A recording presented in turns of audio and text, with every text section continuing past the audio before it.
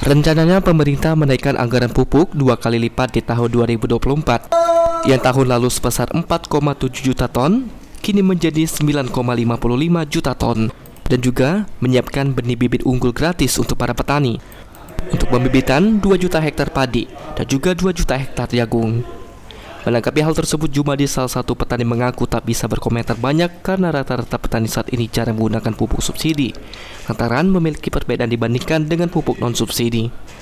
Hal itu terlihat ketika para petani memakai pupuk non-subsidi, pertumbuhan padi lebih cepat, sedangkan apabila menggunakan pupuk subsidi, pertumbuhan padi relatif lebih lambat. Karena begini Mas Hasan, saya tidak bisa sebenarnya. Karena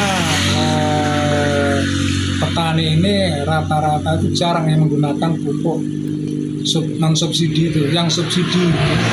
Karena kekuatannya itu kurang, lain dengan yang non subsidi kekuatannya. Apa yang membedakannya Pak biasanya? Pokoknya kalau kita pakai, kita pupukkan di tanaman itu tidak seperti non subsidi langsung hijau. Pertumbuhannya sedikit lambat Pak ya? Ditambahkan oleh Jumadi, dirinya sudah 5 tahunan ini tidak menggunakan pupuk subsidi karena lebih memilih menggunakan pupuk non-subsidi.